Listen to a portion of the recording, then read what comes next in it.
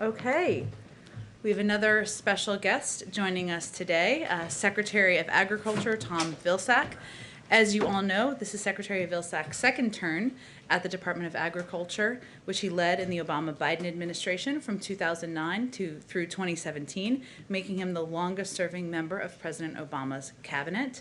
In those years, Secretary Vilsack fought to put Americans back to work by investing in rural infrastructure, renewable energy, and large-scale conservation partnerships. Under his leadership, USDA introduced healthier food choices in school meals to benefit 50 million children and expanded free and reduced price lunches for millions of kids. Prior to his appointment, or nomination and confirmation, I should say, Secretary Vilsack served 2 terms as the governor of Iowa in the Iowa State Senate and as the mayor of Mount Pleasant, Iowa. With that, I will turn it over to the Secretary, who will take a few questions once he concludes his remarks.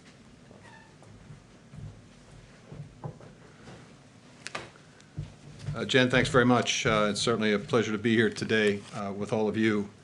I'm here primarily to talk about food and nutrition security, and you may think that that is just about food and nutrition security, but in fact it's about a lot more than that. When you understand that 25% of America's workforce is directly or indirectly impacted by the food and ag industry, that it represents a significant percentage of our GDP, that educational achievement is somewhat dependent on youngsters having healthy and nutritious food as they begin their school year and school day, and the fact that it is a noted effort at reducing poverty, food and nutrition security becomes an important issue. And certainly we've seen the impact of that during the course of the pandemic. When the American Rescue Plan was enacted, hunger in the United States was at 14% of our population, which was an incredibly high number. Today, as a result of the investments under the American Rescue Plan, we now know that hunger has dipped to 8% of America's population. That's a remarkable drop in a 6-month period. It is a result of extending SNAP, as we did in the American Rescue Plan, creating a summer EBT program that will institute opportunities for nearly 30 million children to have access to nutrition during the summer months, increasing our commitment to WIC, and basically making a down payment, if you will, on hunger reduction. We have the opportunity over the course of the next several months, as Congress considers the American Job Plan and the American Family Plan, to cement those results and to actually build upon them. There are 3 key investments for nutrition and food security in the American Families Plan. First, we're going to make permanent this incredible and historic effort to feed kids during the summer months. There are, as I said, nearly 30 million American children who are in free and reduced lunch status in schools. At the end of the school year, there is no program other than a summer feeding program, which impacted and affected several million of those 30 million children. Now we have the opportunity to provide each one of these families with a card that looks like this. This is the summer EBT card that's available. It allows parents the opportunity to go to the grocery store, as they do with their SNAP card, and be able to purchase additional fruits and vegetables and other wholesome food for their children, ensuring that 30 million kids will have the opportunity to have nutrition during the summer, which means that they'll be better prepared to begin school ready to learn in the fall.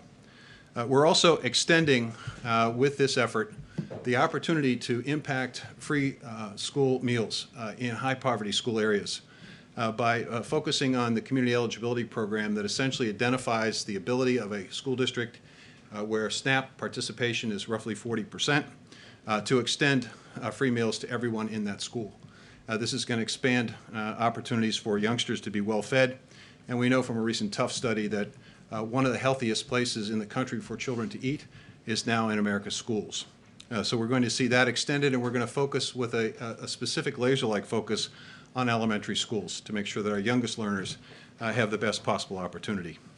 And finally, we're going to invest $1 billion with Congress's help and assistance in trying to figure out strategies that will improve even more than we already have the nutritional value and quality of the meals that youngsters receive in schools. So these 3 steps, these 3 key investments on the American Families Plan will allow us to cement the gains under the American Rescue Plan and hopefully impact and reduce hunger to the point eventually one day where we won't have to have a press conference about hunger. So with that, I'd be happy to take questions. Great. Andrew, you want to take us off? Yeah, Secretary Vilsack, a couple questions. One about the mines that you, the mine project that you had previously blocked, and then the Trump administration allowed those to open up. Do you have any particular view on whether that should be reopened or not? This is the twin metal copper mine. There's always a very difficult balance to strike in any of these questions. And certainly in this particular one, you're balancing a pristine, incredibly important and valuable natural site, the boundary waters of the Mississippi, tremendously unique area. It's one that the late Walter Mondale felt very strongly about, and I know that from a personal experience with the former vice president. He called me repeatedly on this issue. So you've got that on one hand. On the other hand, you obviously have jobs and economic opportunity. And I think the challenge is to try to see if you can strike a balance. And that's what we attempted to do in the previous administration, and I don't see any reason why we should change that calculation, trying to find the balance between preserving a pristine area and at the same time looking for ways in which job growth, economic growth can take place in rural areas. And that's what we're going to attempt to do. There are no final decisions being made on this. This is obviously something we also have to do in conjunction with the Department of Interior. They have a stake in this issue as well. Alex, I just want to get to a bunch of people and he has limited time, so go ahead, Alex. Sure. One way of increasing SNAP benefits is by reforming the Thrifty Food Plan. And I know that that is under review right now. Can you talk a little bit about what that review entails and when we should expect results and how the reforms would be implemented if the program is approved? It's a complicated question and one that hasn't been reviewed in detail for quite some time. And we expect and anticipate during the course of the summer months that we will complete our review and then have an opportunity perhaps to have a conversation about this in the fall. And this will be appropriately timed because, as you know, the American Rescue Plan called for an extension of the increase in SNAP over the course of the summer months until the end of September. So it's timely for us to look at this.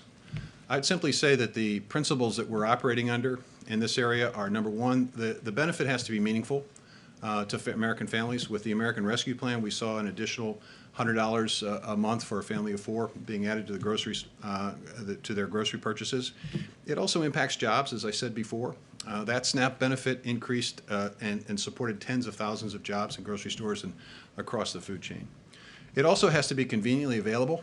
It's one of the reasons why, again, the American Rescue Plan has provided opportunities for us to look at online purchasing, make it more convenient. It has to be operated with integrity, obviously. And it has to be, we have to look for ways in which we can incent and encourage those dollars to be used in the best way possible to provide the most nutritious benefit to American families. And that's the goal, and that's what we'll look at when we look at the Thrifty Food Plan. Alex? Secretary, a group of Midwestern farmers last week sued over the COVID loan forgiveness program, arguing that it's unfair to them because they're white. Your reaction to that lawsuit, and do you stand by the program's structure? It's a great question. I appreciate it. I think I have to take you back 20, 30 years when we know for a fact that socially disadvantaged producers were discriminated against by the United States Department of Agriculture. We know this. We have reimbursed people in the past for those acts of discrimination, but we've never absolutely dealt with the cumulative effect. And by cumulative effect, I mean this. When I have the full advantage of all the USDA programs throughout the last 30 years, my operation could grow. I could invest in more land. I could get the latest and best technology. I could plant my crop at just the right time. I could make more money. If I had limited access or no access to USDA programs, obviously my operation significantly limited.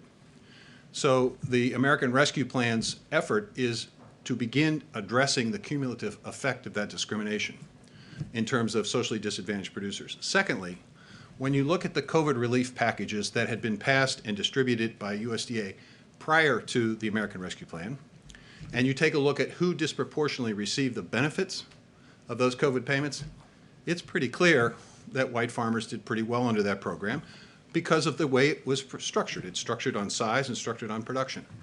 So I think there is a very legitimate reason for doing what we are doing I think it has to be complemented with additional steps, which the American Rescue Plan provides, an equity commission to take a look at whether or not there are systemic barriers that need to be removed at the department, and also taking a look at how we might be able to create better technical assistance, better access to land, better access to markets for socially disadvantaged producers and for local and regional food production.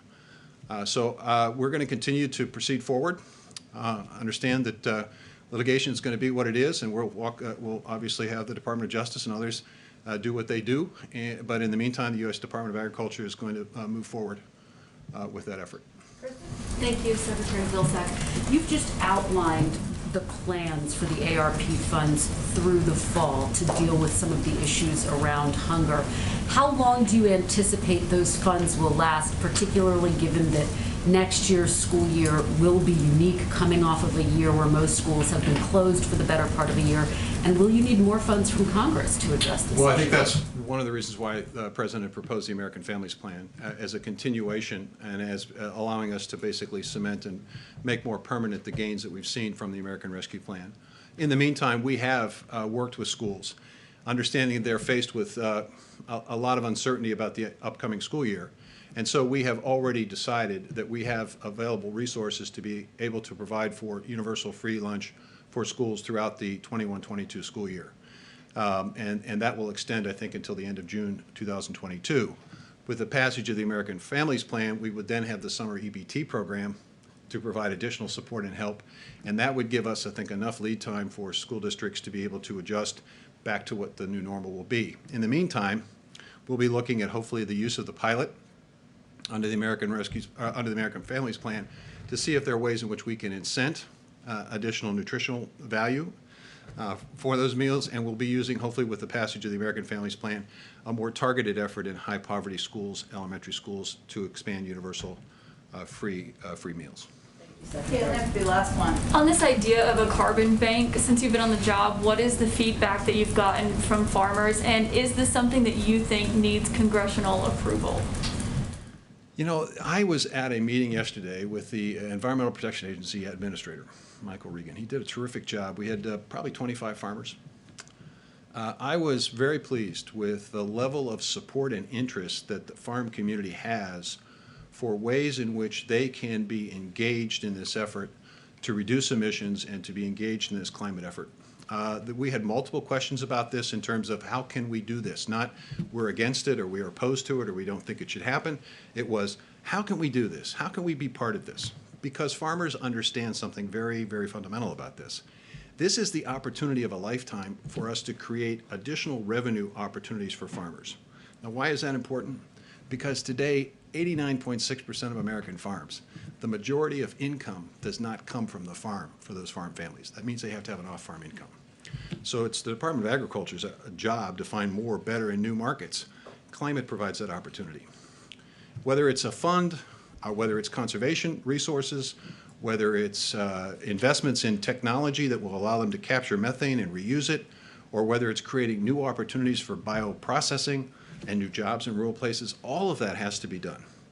And I think the USDA has enormous capacity and enormous set of tools that can be used to provide the resources to work with the farm community to embrace this future. And I think they are in agreement with President Biden when he says the net goal here is net zero emissions by 2050. I think that's doable, and I think in doing it, I think we'll improve income opportunities for farmers. We'll certainly do right by the environment, and I think we'll also have healthier and better soil and cleaner water. Would it need congressional approval, a carbon bank? Well, it needs congressional approval in the sense that you have resources in all of these programs that require funding. We have a lot of flexibility already at USDA, and we're going to be utilizing that flexibility in a way that creates more new and better markets. And I think farmers are going to find that to be they're going to be very agreeable with that. Thank you, Thank Secretary you. Vilsack. Thank you, And as always, if you all have follow-up questions, we are happy to connect you with his team following the briefing. Thank you, and we'll love to have you back. Thank you so much. I'll just note my first campaign was for the Secretary's gubernatorial race in 2002, so full circle. Couple of items, additional items for all of you at the top. This afternoon, President Biden, as you know, will deliver remarks on the American Rescue Plan's Restaurant Revitalization Fund, the administration's program to provide relief to restaurants, bars, food trucks, and other food and drink establishments. As we all know, restaurants were some of the first and worst hit businesses in the pandemic. The Restaurant Revitalization Fund provides $28.6 billion in direct relief to restaurants and food and beverage establishments, and prioritizes those that are women-owned, veteran-owned, and owned by other socially and economically disadvantaged individuals by only funding applications from these businesses for the first 21 days of the program. Then it expands beyond there. Earlier today, the president also visited one local restaurant that was a beneficiary of relief funding through the Revitalization Fund's pilot program.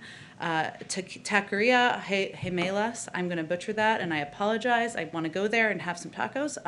Is owned in part by Mexican immigrants, and during the pandemic went from 55 employees to just 7. So clearly in great need. These funds will allow business owners to complete delayed projects, rehire and raise the wages of their staff, pay their rent, and operate with confidence again. Applications for the program opens up on Monday, and in just the first 2 days of the program, 186,200 restaurants, bars, and other eligible businesses in all 50 states, Washington, D.C., and 5 U.S. territories applied for relief. 97,600 applications came from restaurants, bars, and other eligible businesses owned and controlled by women, veterans, socially and economically disadvantaged individuals, or some combination of the three. 61,700 applications came from businesses with under $500,000 in annual pre-pandemic revenue, representing some of the smallest restaurants and bars and businesses in America. We look forward to implementing that program. With that, I think we can go, Alex, to you. Questions? So the CDC's summer camp guidance is very strict, as Dr. Fauci acknowledged today. It requires even adults who have been vaccinated to wear masks outside at all times. It requires children to be socially distanced. Can you explain why that contradicts the administration's guidance that vaccinated adults don't have to wear masks outside? And also, Dr. Fauci suggested that it may change as the science becomes clearer. But is the administration at all concerned that there won't be compliance with something this strict, and there won't be compliance if it continuously changes? Sure. Well, first, I think everyone can expect that the guidance will continue to be updated and will continue to change. And I think as a parent myself of kids going to summer camp, don't tell them I said that, I would welcome that. And there's no question what the CDC is trying to do is provide guidance to the American public, to parents, to families that they can trust, that they know is reliable, based on medical experts, doctors, based on data on how they can feel safe. The guidance that was rolled out last week does not convey that when you're outside in a crowd, you should not wear a mask. If you are outside and you're not in a crowd, and you're vaccinated, you don't need to wear a mask. And obviously, there is nuance in all of these applications, and people are still learning how to apply it. But as kids are dropping off, as parents, I should say, are dropping off their kids at summer camp, as there are tons of kids, tons of parents, counselors, that certainly wouldn't be someone alone. But I think what Dr. Fauci was conveying, Alex, is that the data, they're going to continue to look at the data, and they want to put out updated guidance as they feel comfortable and confident in what they can provide to the American public. Sure. And there's a new evaluation of the American Families Plan out by the Penn-Wharton budget model, and they found actually that the plan would increase the deficit and fail to grow the economy as much as President Biden has claimed. And so is there a risk in the long term that the president might not be able to fully deliver on what he's promised economically? Well, first, let me say we strongly disagree with the analysis, as do other independent experts. According to an analysis out this week from Moody's, GDP in 2030 will be more than $700 billion higher than it would be without the Jobs and the Jobs Act, the Jobs Plan, and the Families Plan. This is in large part because labor force participation will be nearly a full percentage point higher due to the effects the benefits of child care support, and paid family leave. And that same analysis found that the economic benefits would only increase over time due to increased college enrollment, enrollment, and universal pre-K, which will help some of the 2 million women who are no longer in the workforce get back in. The Penn-Wharton model analysis also off in a number of important ways. It gets the cost of the investments wrong by about $700 billion, even though our estimates come from career officials at OMB. Moody's, for example, arrived at deficits even lower than the administration than we had when it came to the effect of the family's plan. And of course, our plan would be implemented over a series of 8 years and 10 years and paid for over 15. So we're going to rely on the majority of economic analysis out there and our own analysis in here, and we are confident we'll be able to reach both our job creation projections and, of course, do it in a way we can pay for it. One international question. Israeli Prime Minister Benjamin Netanyahu missed the deadline to put together a coalition government yesterday, or a new governing coalition. Is the president monitoring the situation, and does the administration have any sort of response or perspective on the possibility of a new coalition government there? Well, we do read all of your news coverage, but we are not going to comment publicly on government formation while that process is underway. Go ahead, Andrew. Hey, so I have a couple follow-ups on Vilsack's answer, Secretary Vilsack's answer on the twin metals thing. Is that a decision that you think will be coming at any point soon, or is that just sort of carved out?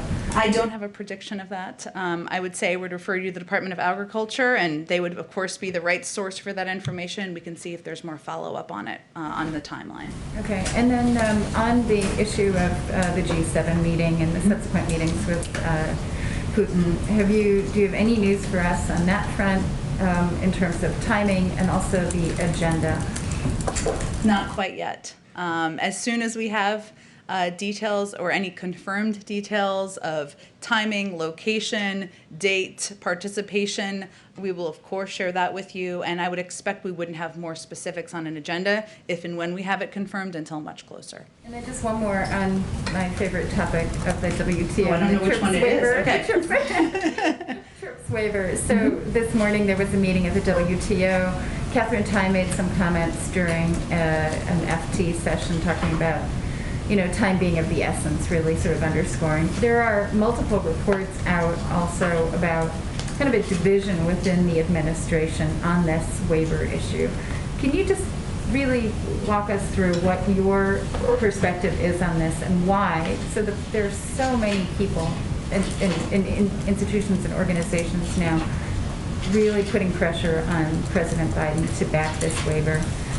Well, I think it's important first to just take a step back and remind everyone that the president spoke about his support for this type of a waiver back during the campaign. But we are running a process. We have been running a process in the administration that includes all stakeholders in the administration. And he is somebody who has welcomed people of different views. He wants to know the details. He's a details guy, and he wants to dig into the pros and cons and all of the considerations for any decision. As we look at this decision, what we're really talking about, I know you know this, Andrea, but for others, we're really talking about the U.S. position as it relates to the WTO process, right? And that process will take a series of months and requires a unanimous point of view to move forward. So what the consideration now is the U.S. position. Our objective overall, as we look at this decision, is how can we provide as much supply in the most cost-effective way to the global community? And clearly there are steps we've announced. We're in the process of taking. Providing 60 million doses to the global community once we have that available that are AstraZeneca doses.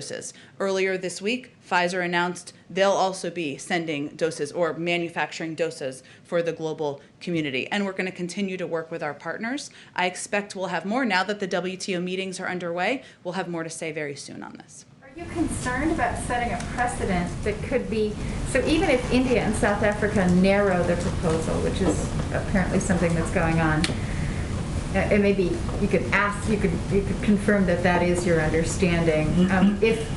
Even if that proposal is narrowed, are you concerned that you're going to be setting a precedent that could harm U.S. companies in the future? Which is what, we hear from U.S. industry. Well, clearly as these decisions are weighed, we take intellectual property incredibly seriously. And we also, though, are in the midst of a historic global pandemic, which requires a range of creative solutions, and we're looking at it through that prism.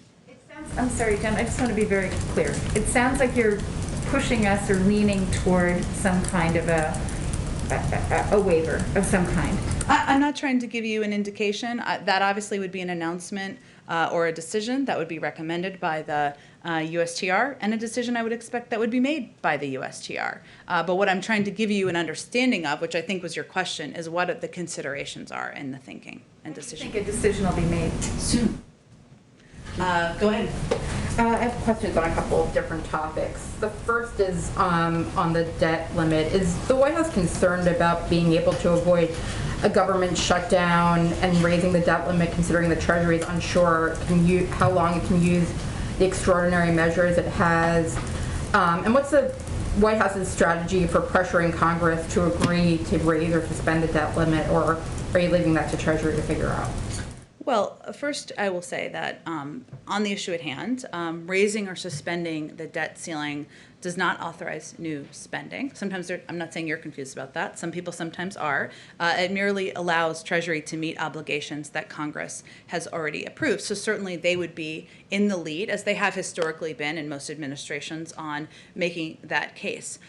We expect Congress to act in a timely manner to raise or suspend the debt ceiling, as they did 3 times on a broad bipartisan basis during the last administration, including the same year that the former president signed into law tax cuts that added $2 trillion to the deficit. So we certainly expect they will move forward, that this is something that has been done on a bipartisan basis. Democrats and Republicans have called for it in the past, and that's what we'll be advocating for. Senate Minority Leader Mitch McConnell said this morning, when asked about kind of the issues within his own party, that, quote, 100% of my focus is on stopping this new administration. And he touted kind of the unity within his caucus, from Susan Collins to Ted Cruz. Are you concerned that it will be difficult to work with Republicans when you have these kind of statements coming from their leader? Well, I guess the contrast for people to consider is 100% of our focus is on delivering relief to the American people, on getting the pandemic under control and putting people back to work. And we welcome support, engagement, and work with the Republicans on that. And the president has extended an open arm to that. The door to the Oval Office is open. He's invited Senator Capito to bring a group of her choosing to the White House next week. And we think there is opportunity for agreement to deliver on relief to the American people. One quick question. A judge this morning struck down the CDC's national moratorium on evictions. Do you have a response to that and the administration's plans to appeal potentially? Yes, I do. We understand, and this just happened, as you alluded to this morning, we understand the Department of Justice is reviewing the court's decision and should have more to say later today. We also recognize, of course, the importance of the eviction moratorium for Americans who have fallen behind on rent during the pandemic. A recent study estimates that there were 1.55 million fewer evictions filed during 2020 than would be expected due to the eviction moratorium. So it's clearly had a huge benefit, but we would expect that a response and any, of course, decision about additional action would come from DOJ, and you may hear more from them today. Go ahead, Christine. Thanks, Jen. Facebook has decided to keep former President Trump off of its platform for now. Senator Ted Cruz tweeted the following: for every liberal celebrating Trump's social media ban, if the big tech oligarchs can muzzle the former president, what's to stop them from silencing you? What do you make of that comment? Does he have a point? Well, let me first say that this is an independent board's decision, and we're not going to have any comment on the future of the former president's social media platform. That's a decision that it sounds like the independent board punted back to Facebook to make in the next 6 months, as I know you all have reported. The president's view is that the major platforms have a responsibility related to the health and safety of all Americans to stop amplifying untrustworthy content, disinformation and misinformation, especially related to COVID-19, vaccinations, and elections. And we've seen that over the past several months, broadly speaking. I'm not placing any blame on any individual or group. We've seen it from a number of sources.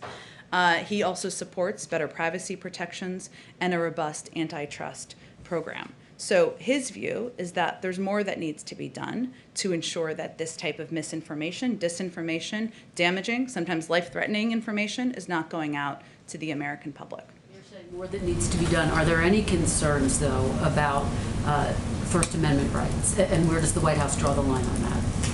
Well, look, I think we are, of course, a believer in First Amendment rights. I think what the decisions are that the social media platforms need to make is how they address the disinformation, misinformation, especially related to life-threatening issues like COVID-19 and vaccinations that continue to proliferate on their platforms. I want to ask you also, Jen, about police reform. President Biden said he wanted it done by the first anniversary of George Floyd's death, May 25th. Is he confident that Congress can meet that benchmark? Where do those negotiations stand? Well, the negotiations are between members of Congress. So, and he, of course, is confident in those discussions and the work that is happening under the leadership of everyone from Congresswoman Karen Bass to Senator Cory Booker, obviously Senator Tim Scott, who he called out in his speech just last week. And we are in close touch with, of course, negotiators and kept abreast of their progress, but we will wait to see what comes out of those discussions. If you do the math, though, this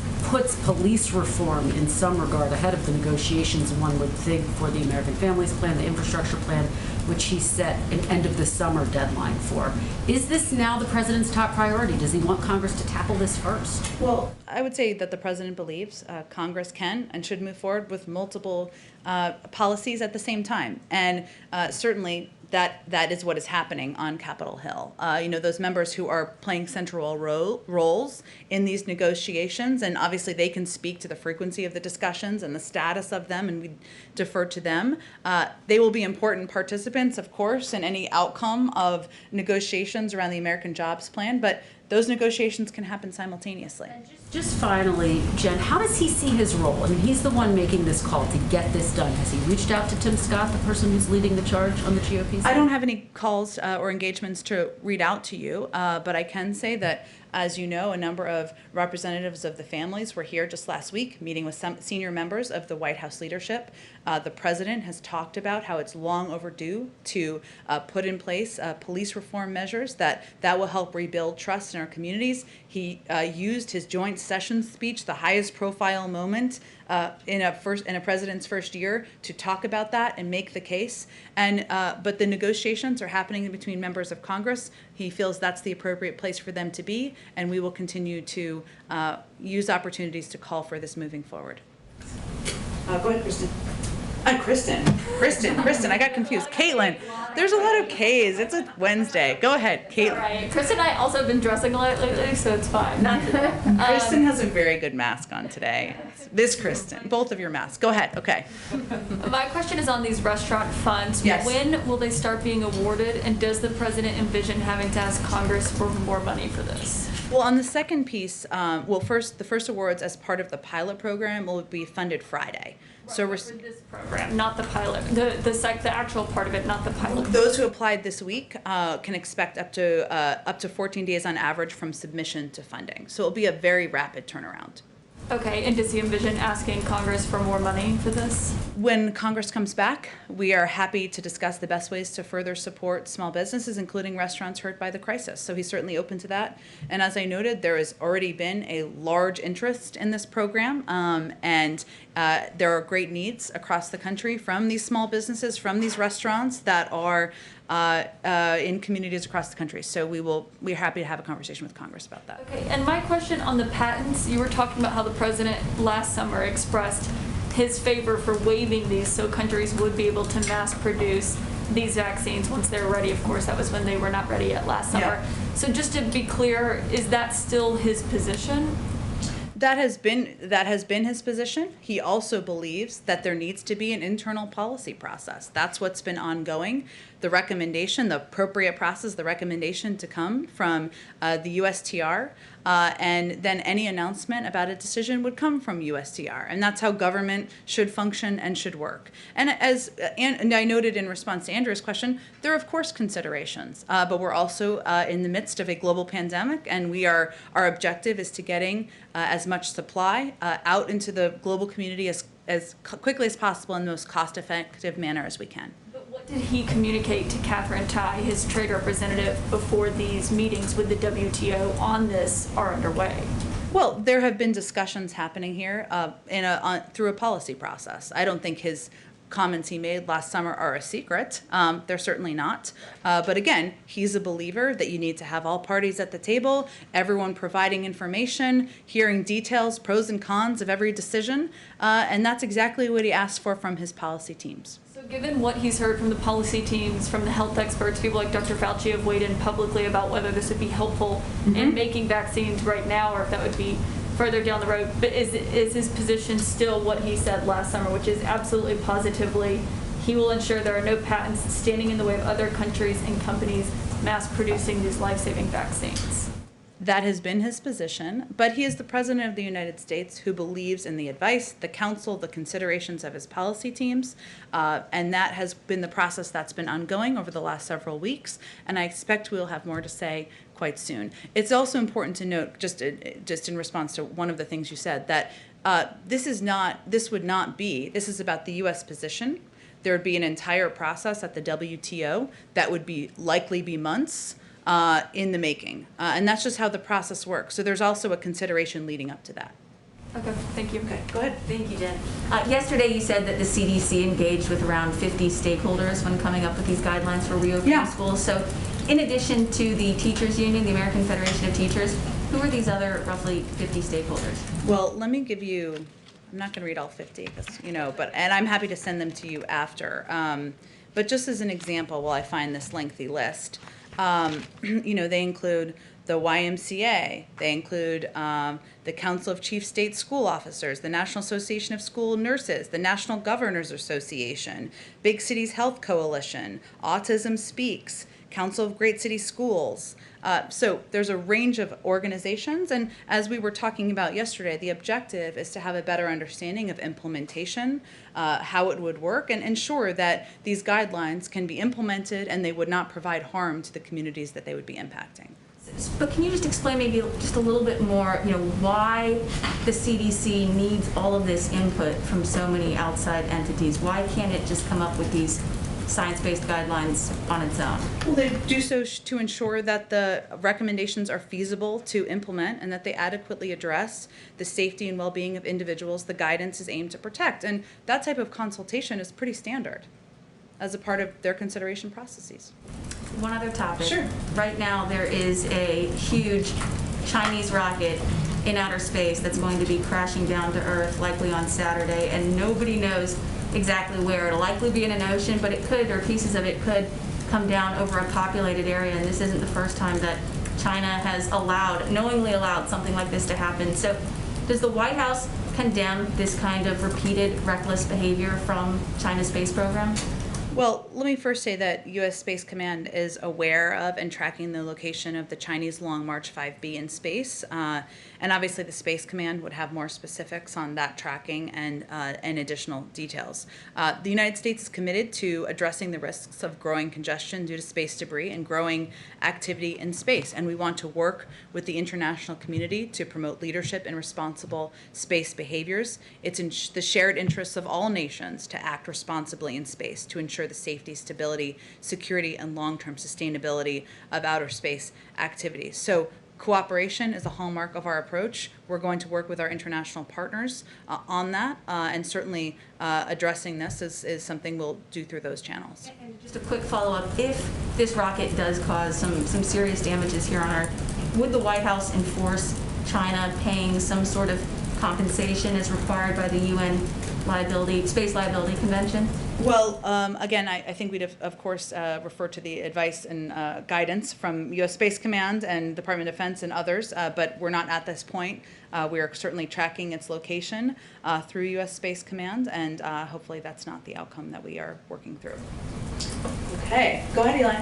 Thanks, Jen. I'm just interested if you have any response to some of the moves made this week by a few Republican governors to get rid of, protections that were in place for people, public benefits, also public health restrictions, basically sending the message that the pandemic is over and sort of criticizing Washington, the CDC, the bureaucrats, as Ron DeSantis put it, for telling people they still need to wear masks indoors, those sorts of things, saying that the vaccines have worked. How are you trying to thread that needle by celebrating the progress of all the people who have been vaccinated and keeping these things in place, and also trying to keep people from viewing this through a political lens? Any outreach to any of these Republican state officials about the message they're sending, and any response to them from the podium? Sure. Well, first, we not only do a governor's call every single week with governors from across the country, from red states and blue states, to talk about implementation, any changes we're making to allocations, as we talked about just yesterday. But we also have regular engagement with governors and local officials about where the public health guidance is going, questions they have, and even sometimes challenges they have in their communities. Our position from the federal government continues to be that the public health guidelines are in place to keep people safe, not just governors and leaders of states, of course, but people in communities, families, kids, people who are in vulnerable populations, and that we'll continue to communicate that from the federal level, even as governors are pulling back their implementation in some places where it might be premature. The president yesterday was talking about transitioning from the mass vaccination centers largely in urban and suburban areas and trying to really be more deliberate, proactive about getting the vaccine to people in outlying areas, rural areas.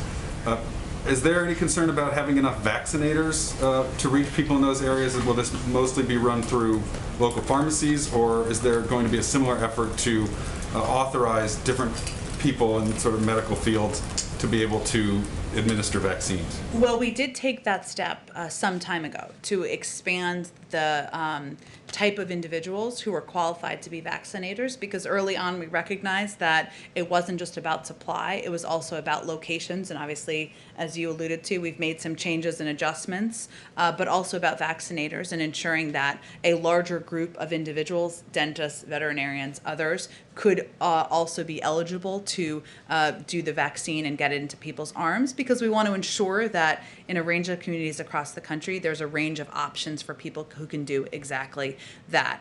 So that's not a concern that we are tracking at this point in time, a lack of, because we did a lot of work preparing for those needs. And I would say that, there were some mass vaccination sites we opened even last week, but what we announced yesterday is a kind of a phased approach based on the phase we're in at this point in time, which is that we are recognizing the daily numbers will go down a bit because we're at such a high percentage rate relative to where people thought we were at this point in the pandemic. And we know it will be harder and harder to reach people and meet people where they are, hence the increase, as you suggested, in walk-in hours, or the announcement of walk-in hours on mobile units, on partnerships with primary care physicians and doctors to make it even easier and more accessible for people to get the vaccine.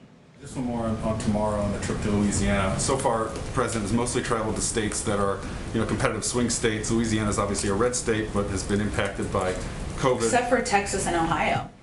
Well, okay. But, there's been a lot of travel to some of these states. Can you just talk a little bit about the takeaway that people should have when they see the president showing up, in deep red Louisiana tomorrow, and the issues that he wants to draw attention to? Sure. Well, first, the president, when he was elected, knew from day one he was going to govern for all Americans, and that was going to be his objective. And so even if it's for people who didn't vote for him, for states who didn't vote for him, his focus is on delivering for them. So tomorrow he'll make 2 stops in Louisiana.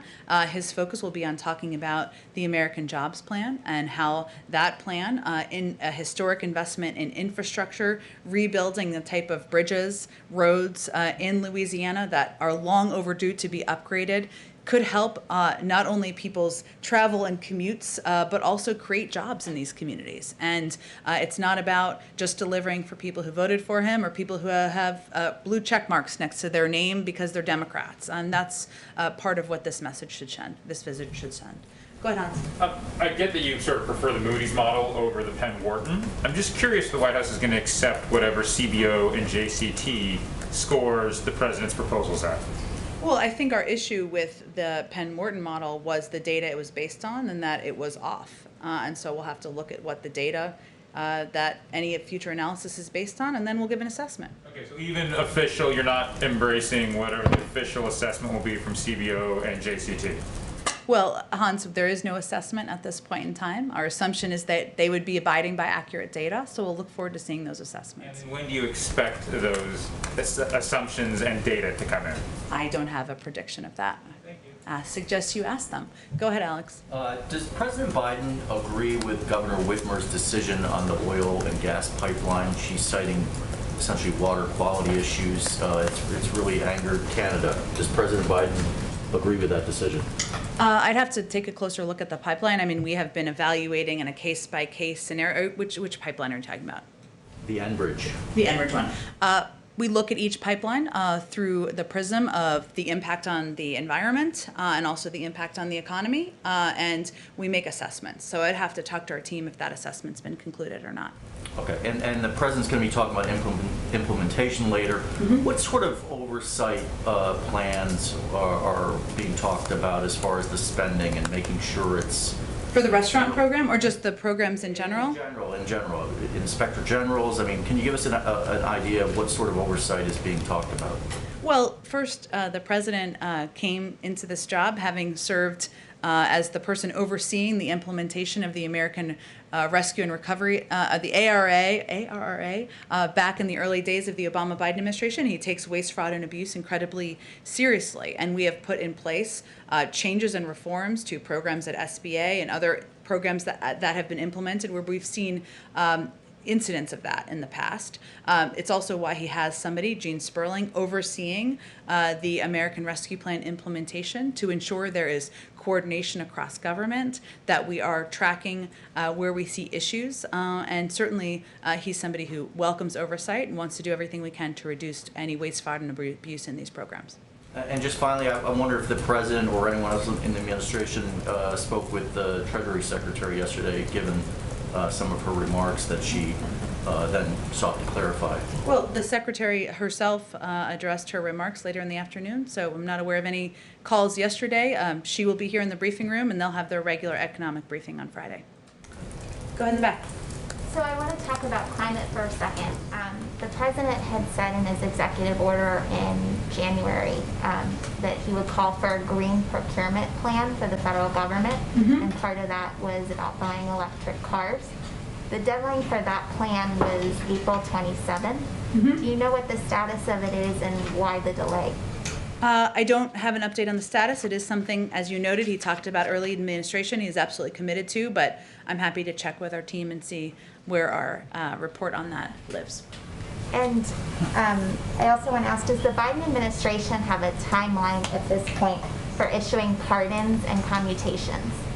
I don't have any previewing of that to provide, and probably won't from here. Go ahead in the back. Yes, is the Los Angeles Mayor Eric Garcetti under active consideration to be the ambassador to India or any other country? I don't have any personnel announcements or assessments to make here from the podium, but hopefully we'll have some more formal announcements on ambassadors soon. And the Tokyo Olympics are 12 weeks out.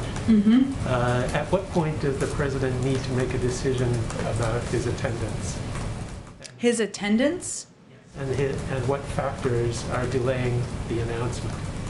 Well, I think the president and his team assess any invitation as it comes in, but 12 weeks is some period of time. I don't have any updates or predictions on whether or not he'll travel or accept the invitation made to attend the Olympics. Go ahead. Thanks, Jen. Two questions. First, on the large sports arenas that are beginning to allow for fully vaccinated fans in special sections. Both Citi Field and Yankee Stadium in New York have made those announcements, and I know there are some others. Does the administration think that that is a good approach for sports teams to take, and maybe other large event venues? And are there any concerns about equity when it comes to access to facilities, if particularly those that were built with some public money in some cases, I'm sure, when it comes to people who may not have been able to get vaccinated yet? Well, first, everyone in the country is eligible to be vaccinated, and certainly at this point in time. So we are, and we, as we've noted here, have taken a range of steps to ensure we are meeting people where they are, getting these vaccine doses out to communities around the country. In terms of an assessment of the safety of this approach by sports teams, I'd have to talk to our COVID team about that. And I think it's unlikely we're going to be weighing into every private sector decision about how they're moving forward once people are vaccinated. But I will check with them on that. Okay, and then the other question, if I can follow up on the debt limit question just a little bit. Sure. Does the president have a position on whether or not the debt limit itself should exist at all, considering every couple of years we go through this question of what are the extraordinary measures and how much extra time do we have, and we know at the end of the day that it's going to have to get raised or else we're going to have some sort of economic calamity. Does the president have a view on the question more broadly of whether or not there even should be a debt limit?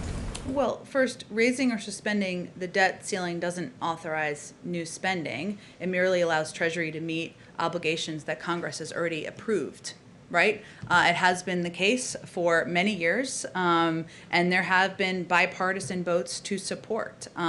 So, the president does believe that Treasury should be able to meet its obligations and believes that Congress should move forward in a bipartisan manner, as they have historically in the past, including 3 times during the prior administration. Go ahead in the back.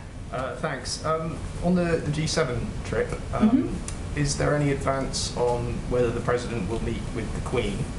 And separately, has the president or the First Lady been in contact recently with Prince Harry?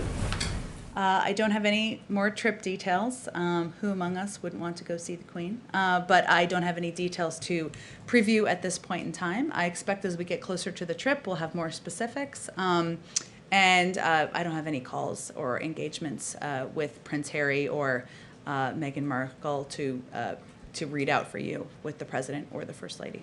One follow-up, is there a timeline on an announcement for the British ambassador? A timeline? I don't have a timeline for that. Any names or anyone under consideration? No names to float out there for you. Hopefully we'll have some more ambassadors soon to announce. When you say soon, will that be before or after he makes his decision on going to the Olympics? I can't order for you, Hans. There's just so much excitement to stay tuned for around here. So we'll see. Okay, thanks everyone.